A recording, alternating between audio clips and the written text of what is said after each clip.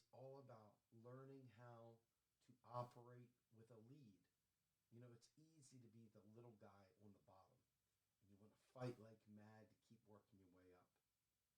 But it's a little bit different when you're on the front of the pack. And why does that matter? Let me tell you why it matters. It matters because if we don't operate in a way that brings those other folks into the mix, we are going to be in for a world of hurt. Well, some of you have probably already noticed that people are already attacking us for this concept of socialism. We talked about that the other day. Some of you maybe have heard him talking about there's no way that we're going to be able to pay for it. You've also heard them talking about how the only reason why these kids are supporting it is because they just want free stuff. In any event, none of it is true. We're all looking for major change. So on one hand, we got to fight like everything's on the line, like we're at the bottom and nothing's given, because we are fighting against an establishment that will pull out all the stops, will do everything it can to either trash us in the primary or wreck us in the general. So it's a very challenging task we have before us to take people that trust the wrong people, quite frankly. People like Krugman, who went out there and complained today saying, well, I guess with a Bernie Sanders presidency, people like me won't be needed anymore. Well, that's exactly correct, Paul Krugman. That's exactly the point. You're the bad guy. But see, it's tough because so many people like these guys. How many people out there love Robert Reich? Robert Reich constantly peddling neoliberalism. But he was a nice little cherubic man who once upon a time supported Bernie Sanders loudly. But he's not around anymore. In any event, today was an extremely positive day in the world of the Bernie Sanders activist and seeing the lights go on with the many. Folks, Joy Ann Reid has been an absolute obnoxious antagonist to people with a brain, people with a heart, people that want to see change. And she has said things that are so over the top preposterous, so absolutely insane, that it's hard to even imagine why she has a job. But then you remember there are all those people that don't know how to fight for progress, that don't believe that we can make progress and are skeptical and are, quite frankly, some of them are holding on to an empire that no longer exists for them. They're watching the world that they know slip out from under their feet. They know it's only a matter of time. And that's the way change is. We saw it with Trump come in. The Republican Party was in complete disarray. This time, something very different is happening. Bernie Sanders is uniting people. He's bringing people together. And that is a very frightening prospect for those who seek to keep us divided for their own gain. So I'm going to show you a clip from MSNBC, and I hope this gives you the kind of hope that it gives me. Last night was a historic win that I think a lot of us are still struggling to understand. It's not historic only because Bernie Sanders is now decisively proving that he can win in milk-white America and in the emerging superpower of color that we are becoming. Something is happening in America right now that actually does not fit our mental models. It certainly doesn't fit the mental models of a lot of people on TV. It doesn't fit the mental models of a lot of people in the parties. It doesn't fit our cultural mental models. You have someone talking about, in a way we have not heard, genuine, deeper democracy, popular movements, human equality in a meaningful way, and a politics of love in the tradition of Dr. King, and winning elections in America, the United States of America. And I just have to say, I've been encouraged watching you on air talk about your own rethinking of things, which I think we all have to do to be in this work. I think this is a wake-up moment for the American power establishment. From Michael Bloomberg to those of us in the media, to the Democratic Party, to donors, to CEOs, many in this establishment are behaving, in my view, as they face the prospect of a Bernie Sanders nomination, like out-of-touch aristocrats and a dying aristocracy. Just sort of, how do we stop this? How do we block this? And there is no curiosity. Why is this happening? What is going on in the lives of my fellow citizens in this country? They may be voting for something that I find it so hard to understand. What is happening? What is happening? This is a moment for curiosity in America. I think about this network, which I love, which you love, and I think we have to look within also. Why is a lobbyist for Uber and Mark Zuckerberg on the air many nights explaining a political revolution to us? Why is Chris Matthews on this air talking about the victory of Bernie Sanders, who had kin murdered in the Holocaust, and analogizing it to the Nazi conquest of France? The people who are stuck in an old way of thinking, in 20th century frameworks, in gulag thinking, are missing what is going on. It is time for all of us to step up, rethink, and understand the dawn of what may be, frankly, a new era in American life. All right, folks, that to me was about as powerful as you're going to get from that news station. And so what I did was I started thinking about what it is that it's going to take us to get over the hump beyond just this initial curiosity that they're talking about. I mean, they're going to get to the point where they start asking tough questions. They're going to start asking how we're going to pay for it. They're going to start asking these things. And thus far, Bernie is throwing out things like, oh, I'll put a Wall Street speculation tax. I mean, this goes back to 2015 where everybody was saying, how are you going to pay for it? Pie in the sky. You look back and it's quite clear what the answer is. I mean, at the end of the day, he's got the MMT economists on his team. Folks, I've been around this thing for a very long time. I've been doing this exact gig for 5 years. And before that, it was 10 years that I've been talking about this. And slowly but surely, just like I'm watching people wake up to the possibilities with Bernie Sanders, I'm watching good people wake up to understanding that the economic system that they've been led to believe we have is a lie. That they're learning, quite frankly, that the myths and legends of the Paul Krugmans of the world are just that, myths and legends.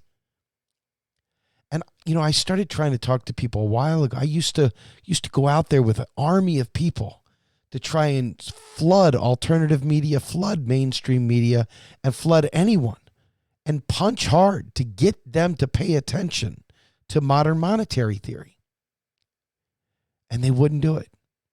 We had people in this movement as recalcitrant as a Republican, as recalcitrant as Rush Limbaugh, fighting back, saying MMT was a cult. Can you imagine being that person that once said MMT was a cult? I'm waiting for all those apology messages to come through from all those people that ruined so many people's lives trying to call it a cult. I'm looking for the apology messages. But I would settle the score. I would pretend like it didn't exist if they became champions of the truth for once, instead of peddling myths and legends from the fire pit. So I said, you know, I'm thinking as our numbers grow, overall MMT awareness rises, that our mission must be to take political direct action in the parties, at town halls, in the media, and at any event that is visible. We need to ramp up our local chapters, educate every single one who asks, leveraging our each one teach one strategy. We need to ensure all forms of myths and legends are educated out of the movement, and that saving lives is the top priority. Our mission is New Deal and economic justice for all, equality for all, peace for all, environmental ecological justice for all, ethical use of technology and innovation, coupled with health care as a right and our needs met. The cornerstone is knowledge of MMT, without which none of the programs we seek will ever come to pass. We must be surgical. We must be focused. We must be steadfast and unshakably determined. In any event, we got to be on top of this. Because as we get out of just the Democratic establishment, and as bad as they are, and they're bad, you see there are some people that are slowly changing, slowly realizing they better get ahead of this train or it's going to go ahead and just leave them behind. But the Republicans, when we go to a general election and those independents out there, we need to be able to speak truth to power, and we need to be able to talk to our neighbors. We need to be able to talk to our teachers, our friends, our coworkers, our church friends, our bandmates, our teammates, and the world around us at large. This movement is so powerful and so wonderful, so intersectional. It would be a shame if we couldn't dot the I and cross the T so that people understand that when the federal government spends money, it is only spending that which Congress has authorized. It creates new money every single time Congress authorizes spending. It's not reusing your tax dollars. Your tax dollars are for a totally different purpose. Your tax dollars drive the need for that currency. That's what gives it, quote unquote, its value. That and the full faith and credit of the United States. That $1 will extinguish $1 in tax liability. And that's it. But the taxes are deleted when they are received. I need you to understand this. This is not some sort of game. I'm not making this up. I've been saying it for 10 years, and it hasn't changed a bit. Why is that? Because truth has a funny way of staying truth. We have a sovereign fiat currency. Fiat meaning by decree. And for those of you who don't know what that means, back in the old days, the king would want to build roads. He'd want to build aqueducts. He'd want to build other monuments and public works, roads, you name it. Short of taking people as slaves, the king had to figure a way to entice people off their farms. So what did he do? He minted a coin. And he said, here, I'll give you one of these coins if you go build my road, if you go build my aqueduct, if you go build my monuments, I will give you a coin. People looked at the coin. They're like, well, what good's a coin? What is this coin going to do for me? I don't care if it's made of gold or not. It does nothing for me. What am I going to do with this? The king goes, you know what? You're right. So the king would then issue a tax payable only in its currency. That tax immediately made that person require that currency to keep their home, to do whatever. And they would issue a tax. And they would say, if you do not pay 10 of these gold coins, we're going to take your house. Well, the person will say, well, how do I get 10 of those gold coins? And the king would say, well, funny you should say that. I'm trying to build some roads. I'm trying to build an aqueduct. I'm trying to build some monuments. I'll give you a bunch of these gold coins, and you can pay your taxes and keep your home. The guy goes, sounds bitchin'. Sign me up. Well, flash forward here to the current situation. And there's just enough tax liability right now to drive our currency without any fear of any problems whatsoever. In fact, there's probably too much taxation, which also plays well to Republicans. There's no reason to be running around trying to raise taxes to pay for things. Because if you think about this, go back to 2015, 2016. Bernie Sanders had a very robust progressive agenda. And there was these memes circulating around saying Bernie plans to pay for his programs with a Wall Street speculation tax and all this other stuff. It's all stuff for people out there that can't think through this stuff, that need somebody to tell them, here's some tax dollar that's going to pay for this. And for those people that couldn't get out of their own way that needed that. They ran around flashing these memes to everybody. Look, this is how Bernie's paying for his programs. And I'm sure Bernie Sanders probably has things like that today because he's dealing with a very, very, very, very, extremely very uneducated public, a public that has been lied to and completely and utterly gaslit into believing the nation can't do good things. And why is that? Because neoliberalism demands that instead of the government spending money and creating new money, they would rather their friends, the Wall Street bankers and the banks, to create that money and put it in the form of loans. See, loans are a cornerstone of neoliberal economic policy. Progressive policy isn't found in that. Progressive policy is found in public purpose spending. Article 1, Section 8 of your U.S. Constitution gives Congress the power of the purse.